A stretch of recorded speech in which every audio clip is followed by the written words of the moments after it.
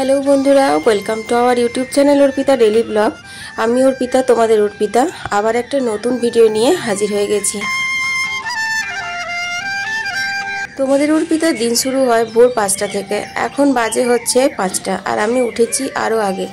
আমি আমার মুখ টুক ধুয়ে ফ্রেশ হয়ে বাসি কাপড় ছেড়ে তারপরে ভিডিওটা শুরু করলাম। আর এখন দেখতেই পাচ্ছ আমি দৌড়ে জল মারুলিটা করে নিচ্ছি। তো গোবর ছাড়াই মারুলি দিই, কারণ আমি তো গোবর পাই না।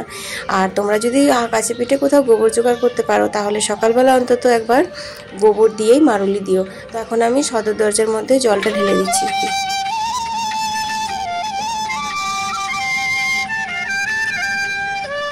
তো ভোর 5টা থেকে রাত 11টা পর্যন্ত সংসারের সমস্ত কাজ একা হাতে আমাকে সামলাতে হয়। যদি আমি নিয়ম মাফিক গুছিয়ে না করি তাহলে কিন্তু একদম নাজেহাল অবস্থা হয়। তার জন্য না সকাল থেকে শুরু করে দিই কাজগুলো গুছিয়ে করার। আর বন্ধুরা, তোমরা তো জানো যে দিনের শুরুটা যদি ভালো হয় তাহলে সারাদিন কিন্তু আমাদের ভালোই কাটে, কি বলো?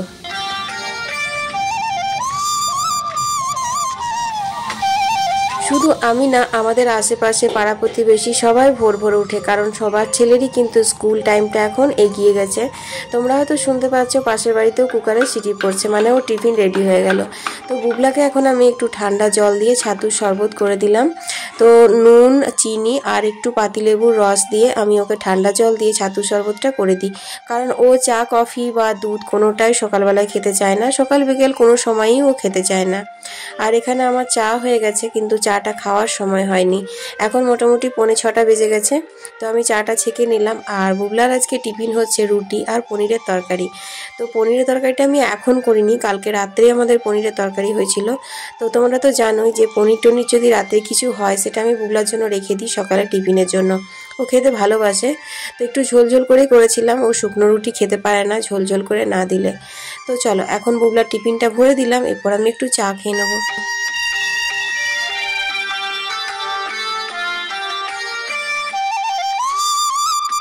তো বুবলা আজকে 6টা বাজতে 5-এ বেরোবো বলেছিল, কিন্তু ওর বাবা হাঁটতে যায়, ওর বাবা একটু লেট করে এসেছে। সেটাই আর কি বলছিল যে মাম্মি আমার হলো না, একটু তাড়াতাড়ি বেরোবো ভেবেছিলাম। যেহেতু তোমরা জানো ও স্কুলে ভলেন্টিয়ার হয়েছে, ওকে একটু আগেই ইন করতে হয় স্কুলে, লাইন মেনটেন করা আরও অনেক কাজ থাকে, যাই হোক। আর এখন দেখো ও রেডি হয়ে গেছে, ওর বাবাও চলে এসেছে, ওরা আবার স্কুলে বেরিয়ে যাবে।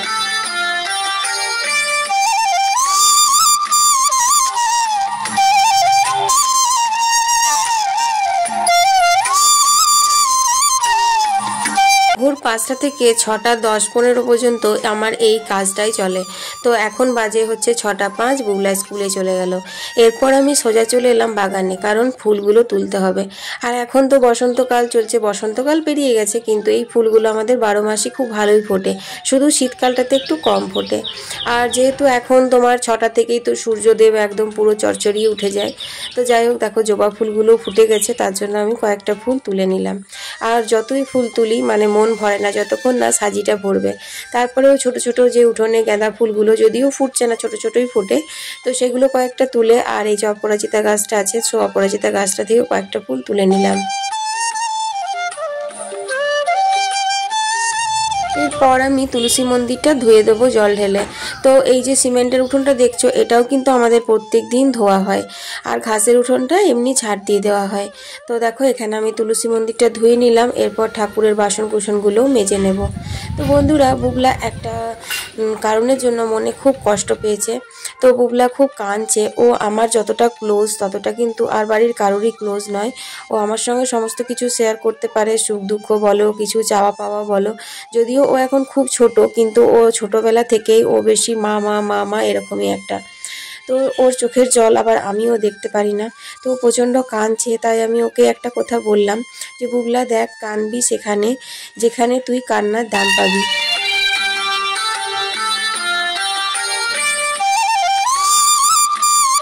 তো সকালবেলা এখন ঠান্ডা ঠান্ডা হাওয়া দিচ্ছে, তার জন্য ভাবলাম একবার জানলাগুলো খুলে দিই, একটু ঠান্ডা বাতাসটা ঢুকে যাক, তারপর আমি জানলাগুলো আবার বন্ধ করে দেবো 8টা নাগাদ।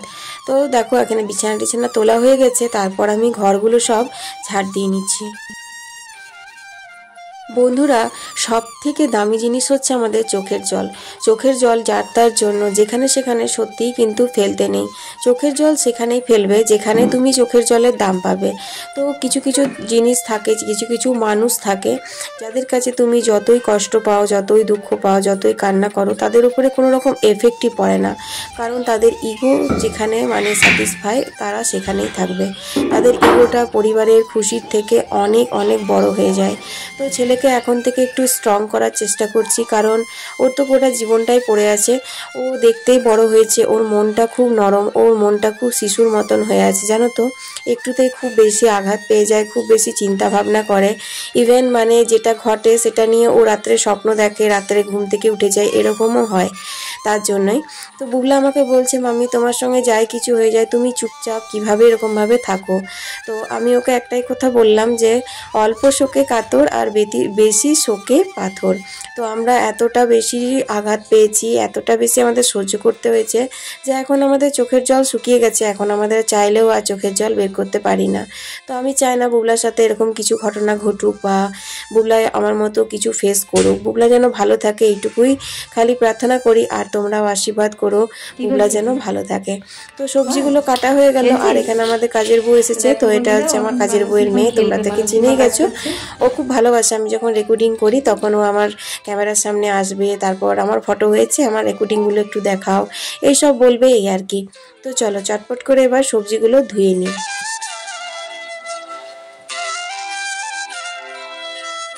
আজকে মিষ্টি কুমড়ো দিয়ে চিংড়ি মাছ করব ভেবে রেখেছি। এই চিংড়ি মাছটা একদম দেশি পুকুরের চিংড়ি। তো অর্ধেকটা করেছিলাম আগের দিন, তোমাদের সাথে শেয়ার করেছিলাম, আর অর্ধেকটা রেখেছিলাম। তো নুন হলুদ মাখিয়ে ফ্রিজে রেখেছিলাম, তো সেটাই এখন বরফ জমে গেছিলো, তো ধুয়ে ফেলে দিলাম। আর রাত্রের জন্য চিকেন কষা বানাবো, অল্প একটু চিকেন আছে, তো চিকেনটা ধুয়ে নিচ্ছি। আমরা ছোটোবেলা থেকে জানতাম মাংস কাটার পরে সেগুলো আর ধুতে নেই, তাহলে নাকি মাংসর স্বাদ আর পাওয়া যায় না, মাংসর সমস্ত ভিটামিন পুষ্টিগুণ আর কি বেরিয়ে যায়। কিন্তু এখন তো যুগ আলাদা হয়ে গেছে। আমার রান্না বান্না দেখে অনেক বন্ধু কমেন্ট করে, দিদি ভাই কাটা মাংস ভালো করে ধুয়ে রান্না করবে। আর সত্যি কথা বলতে কি, আমি চিকেনটা দেখেছি স্পেশালি বাজার থেকে যেটা কাটিয়ে আনা হয়, সেই মাংসটা যদি ফ্রেশ করে ধুয়ে রান্না করা হয় তাহলে কিন্তু চিকেনের যে একটা গন্ধ থাকে, যে গন্ধটার জন্য আমরা একদমই এখন চিকেন খেতে পারছি না, সেই গন্ধটা কিন্তু থাকে না। তো বন্ধুরা চিকেনটা ধুয়ে নিলাম, তারপর আমি এখানে মশলাটা বেটে নেবো। তো এমনিতে গুঁড়ো মশলা সমস্ত ব্যবহার করি, আর গোলমরিচের গুঁড়োটা শেষ হয়ে গেছে, গুঁড়ো করা হয়নি, তার জন্য এখন আদা আর গোলমরিচটা বেটে নিচ্ছি।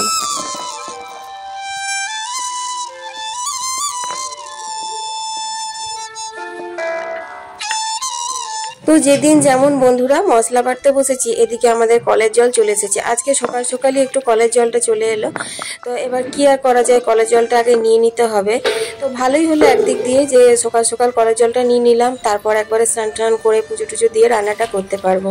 তো চলো চটপট করে এখন জলগুলো নিয়ে নিই।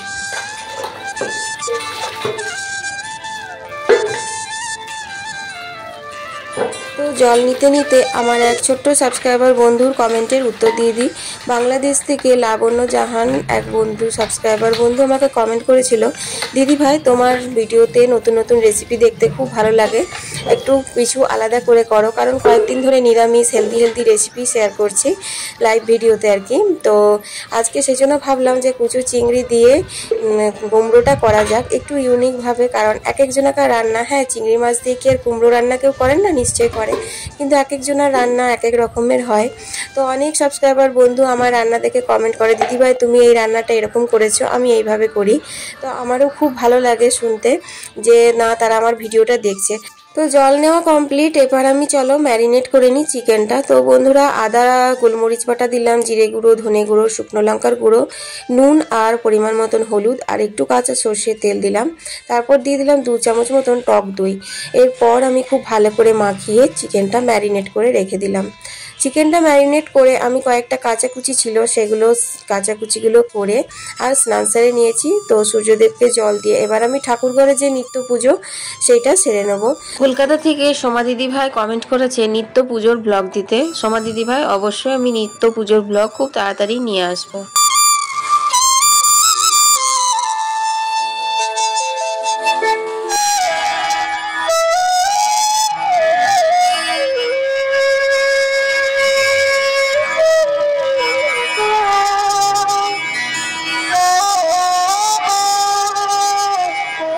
পুজো সেরে চটপট চলে এসেছি রান্নাঘরে। সর্ষের তেলে 5 ফোড়ন দিয়ে তারপর রসুনগুলো হালকা ভেজে দিয়ে দিলাম কুচনো পেঁয়াজ। পেঁয়াজগুলো হালকা ভেজেছি, খুব বেশি ভাজিনি। তারপর আলুগুলো দিয়ে দিলাম। এরপর আলু, পেঁয়াজ, রসুন ভালো করে ভেজে নেব চিংড়ি মাছটা দিয়ে। তো বন্ধুরা, এই চিংড়ি মাছটা একদম দেশি পুকুরের চিংড়ি মাছ। আমি বাপের বাড়ি থেকে আসার সময় নিয়ে এসেছিলাম। তো এটা না, যেই তরকারিতেই দিচ্ছি সেই তরকারিটাই খেতে এত ভালো হচ্ছে কি বলবো। যাই হোক, মাছগুলো ভাজার পর আমি কুমড়োগুলো দিয়ে নাড়াচাড়া করে নুন হলুদ দিয়ে দিলাম। তারপর আমি আবারও ভালো করে নাড়াচাড়া করছি। কুমড়ো না, যত কষিয়ে কষিয়ে রান্না করবে ততই ভালো হয়। আর কতগুলো লঙ্কা আমি ছোট ছোট করে কেটে দিয়ে দিলাম, কারণ কাঁচা পাকা লঙ্কার ঝালটাই কিন্তু কুমড়ো তরকারিতে ভালো লাগে, শুকনো লঙ্কার ঝালটা দেখবে ভালো লাগে না। এরপর আমি কিছুক্ষণের জন্য ঢাকা দিয়ে দিলাম। কিছুক্ষণ বাদে ঢাকা খুললাম, দেখছি একটু হেজে এসেছে, কুমড়োগুলো থেকে একটু জলও বেরিয়েছে। তারপর আমি আবারও নাড়াচাড়া করে একটু সেদ্ধ হওয়ার মতো জল দিয়ে দিলাম, তারপর ঢাকা দিয়ে দিলাম। কুমড়োটা হোক ততক্ষণে জামা কাপড়গুলো কিছুগুলো শুকিয়ে গেছে, সেগুলো তুলে নিই। আর কিছুগুলো শুকায়নি, সেগুলো একটু উল্টে পাল্টে দিলে একটু পরেই শুকিয়ে যাবে, কারণ যা রোদ হাওয়া দিচ্ছে। তবে হ্যাঁ, সেদিনকার বৃষ্টিটা হওয়াতে ওয়েদারটা একটু চেঞ্জ হয়েছে। যেই রকমভাবে মানে একদম অসহ্য রোদ গরম লু হাওয়াটা দিচ্ছিল, সেটা এখন আর নেই, কিন্তু রোদটা বেশ ভালোই দিয়েছে।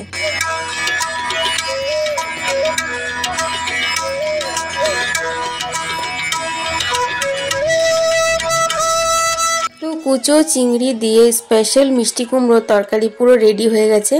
গন্ধটা যা সুন্দর বেরোচ্ছে না কি বলবো, আর খেতেও কিন্তু দারুণ হয়েছিল। তো দেখো, এখানে আমি তরকারিটা নামিয়ে নিলাম।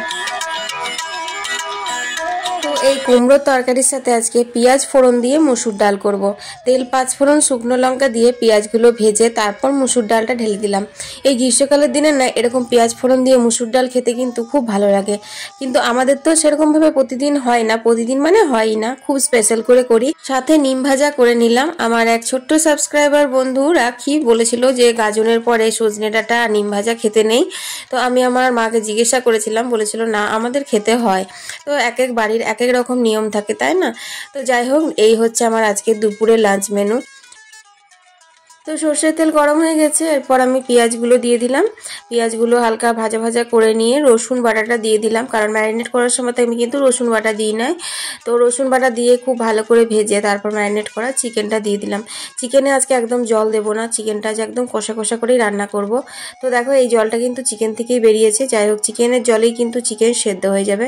এরপর নাড়াচাড়া করে একটু ঢাকা দিয়ে দিলাম, আর ঢাকা খুলে তারপর একটু গরম মশলা দিলাম। চিকেন একদম সেদ্ধ হয়ে গেছে, আর এরকম কষা কষা করে রান্না কিন্তু খেতে বেশ ভালো লাগে। তো এখন 1টা বাজে, আর বুবলা বাবা আসবে, ওকে খেতে দিয়ে দেবো। আর বুবলা তো আসবে তোমার 2টো 10-15 করে আসে, তখন বুবলা খাবে। আর চুলটা আমার এখনো শুকায়নি। তো বন্ধুরা, আজকের ভিডিওটা এই পর্যন্তই। তোমাদের কেমন লাগলো অবশ্যই তোমরা কমেন্টে জানিও। আর হ্যাঁ, ভালো লাগলে লাইক দিতে একদম ভুলো না। এরকমই কাজকর্ম আর নিত্য নতুন নতুন রেসিপি, মানে সাধারণ মশলা দিয়ে অসাধারণ বানানো যায় এরকম কিছু ঘরোয়া রেসিপি পেতে হলে, যদি আমার চ্যানেলটা সাবস্ক্রাইব না করা আছে তাহলে অবশ্যই সাবস্ক্রাইব করে নিও। বন্ধু হয়ে পাশে থেকো আমার। সবাই ভালো থেকো, সুস্থ থেকো। আবার একটা নতুন ভিডিও নিয়ে কালকে হাজির হয়ে যাব। আমি অর্পিতা, তোমাদের অর্পিতা। টাটা।